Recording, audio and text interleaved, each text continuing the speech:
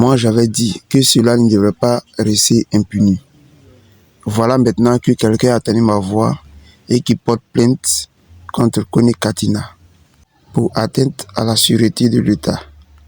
Le président du Parti du Progrès et le Socialisme, en abrégé PPS, a récemment déposé une plainte contre Kone Katina, président du Conseil stratégique et politique des partis des peuples africains, en abrégé PPACI, dont le président est Laurent Gbagbo. Cette plainte fait suite au voyage de Kone Katina au Burkina Faso, qui a fâché plusieurs cadres du RHDP, le parti au pouvoir. Mathias Kakou a également déclaré que plusieurs membres du RHDP estiment que la situation devrait amener à l'incarcération de Kone Katina. Dans ce contexte, il a également soulevé des questions sur l'état des relations diplomatiques entre la Côte d'Ivoire et le Burkina Faso, s'interrogeant sur ce que le gouvernement attend pour rappeler son ambassadeur à Ouagadougou.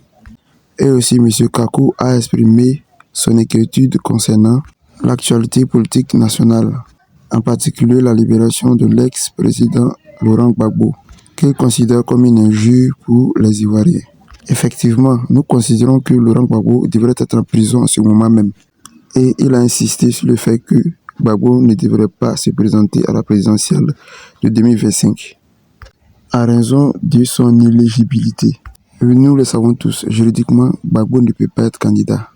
Il serait préférable dès maintenant pour le PPACI de préparer une autre candidature, plutôt que de se préparer à créer des troubles, a déclaré M. Kakou. En outre, le président du PPS ne s'est pas arrêté là, M. Kakou.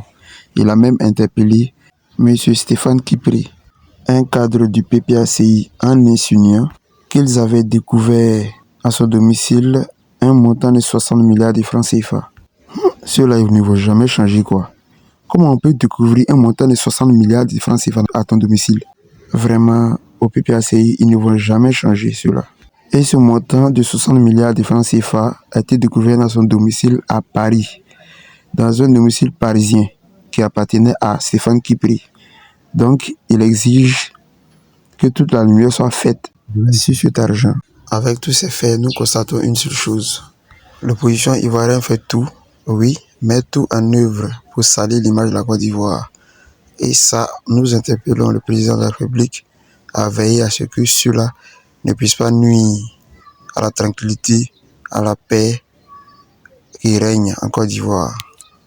Donc famille, surtout n'oubliez pas de vous abonner et de liker. À la prochaine pour une nouvelle vidéo.